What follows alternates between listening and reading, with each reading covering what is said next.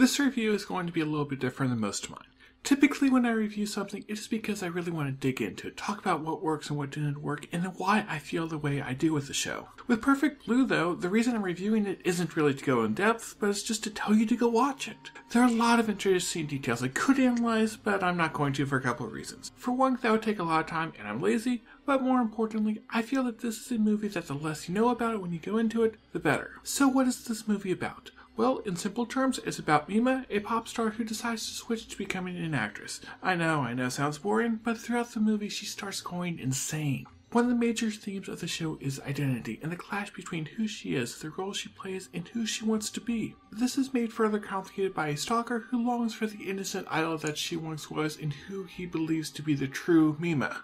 And really, my description of the show does not do it justice at all because this is one of the most amazing stories I have ever seen. They explore Mima in an incredible way, wonderfully weaving the conflict within her mind and everything going on around her. There are a lot of wonderful twists throughout the anime that made it really exciting. It does end up becoming a bit of a challenge for the viewer to figure out exactly what's going on sometimes, but I did not feel that it was done in a way that was too abstract that I was just completely lost. It is a layered form of storytelling where the more you look into it, the more you see how all the different pieces fit together, and this both enhances the story and also the themes and symbolism that the show is trying to portray. Where the show stands out visually is not in the animation itself, but through the scene transitions. This movie was directed by Satoshi Kon, one of the best known anime directors out there, and while this is the only work of his I have seen, the directing style really lives up to his reputation.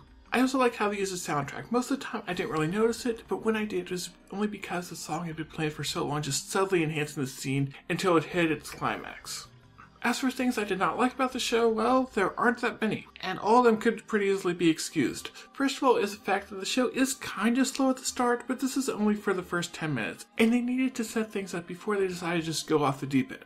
There's also the fact that they don't fully explain everything that happened, but I think this adds to the show if anything. Plus, answers are out there if you want to do a little bit of research. I could also complain that the side characters weren't really developed, but the whole point of the show was to focus on Mima, so complaining about this would just be like appealing to an arbitrary checklist of things a good anime must have. So to conclude this short review, I'm going to give Perfect Blue a score of 9 out of 10 and a rating of masterpiece. A rating that I have not given anything for, I think, over 2 years, so that says something about how much I like this show. While this might not be the easiest thing to watch, I would suggest that any anime fan or movie fan should watch it. It does have a lot of mature content and themes, so maybe not for younger viewers, but for anyone else, I really think you will get something out of this. It was also refreshing to see a show that had nothing to do with teenagers or high school or anything like that. And now for recommendations, well, I can't really think of any that are that good. I would normally say go watch Khan's other movies, which you probably should, but I haven't seen them yet. So yeah, I should probably go do that too. The only thing I can think of is kind of close is the movie Little Nemo, which I watched last night, and yeah, Little Nemo is a kid's show, Perfect Blue is not, but there's still a few similarities if you look hard enough. So yeah, that's my only recommendation. I should really watch more anime movies, shouldn't I? Anyway, thank you for watching, hope you enjoyed this review, and I will see you all next time.